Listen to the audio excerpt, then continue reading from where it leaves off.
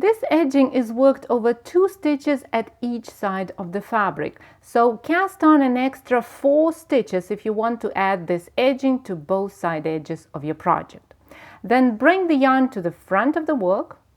Insert the tip of the right needle into the first stitch from the tip of the left needle from right to left, and slip the stitch from the left needle to the right needle. Then keep the yarn at the front of the work as you purl the next stitch. We've just took care of the edging at the right side of the fabric. Then work in the main stitch pattern of your project. It could be any kind of ribbing. I'm gonna work in knit 1, purl 1, but this edging works great with 2x2, 3x3, or any other combination of knit and purl stitches that form the ribbing pattern. Stop when you get to the last 2 stitches of the row. Then bring the yarn to the back of the work and insert the tip of the right needle from right to left into the next stitch on the left needle, slipping it purlwise with the yarn at the back of the work. Keep the yarn at the back as you knit the last stitch of the row. This would be the edging at the left side of the fabric. Turn your work and repeat exactly the same thing. Yarn at the front, slip 1 stitch purlwise from the left needle to the right needle, and purl the next stitch. 1 edging is done. Then we work in the main stitch pattern of the project and stop when we get to the last 2 stitches of the row. And then we take care of the second edging at the other side of the fabric. We bring the yarn to the back, slip 1 stitch, and knit 1 stitch. And keep going, doing the same thing over and over and over again. And when you work a few rows, you will see that the edging looks like a nice braid that is absolutely reversible and looks the same on both sides of the fabric.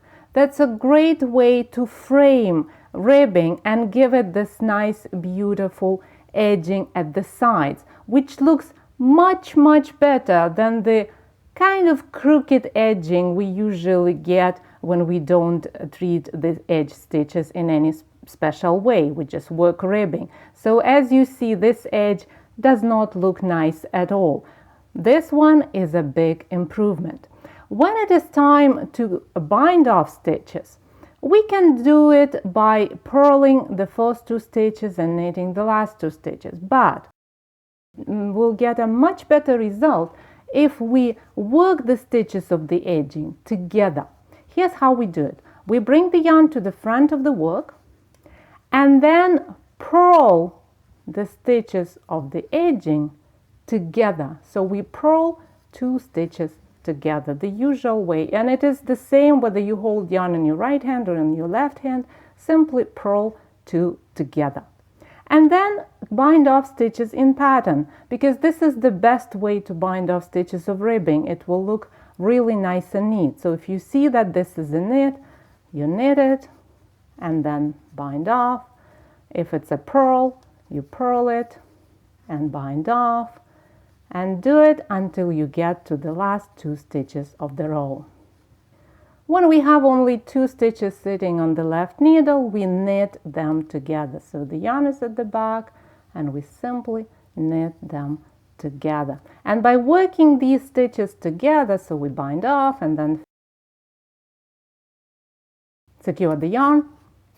By working these stitches together, we avoid having a kind of like an open spot over here and over there where the 2 knits and 2 purls naturally curl in. Instead, we have a lovely finish to a lovely edging that looks great on any kind of ribbing. See, this is a 1x1 rib and this is a 2x2 rib. It still looks really nice and it is fully reversible. It is not as stretchy as the edge that is formed by the ribbing itself. See, this is a little bit stretchier, because we use slip stitches, but that's also a bonus because it won't let your scarf, blanket or cardigan stretch out of shape anytime soon. So lovely edging that works great with any kind of ribbing.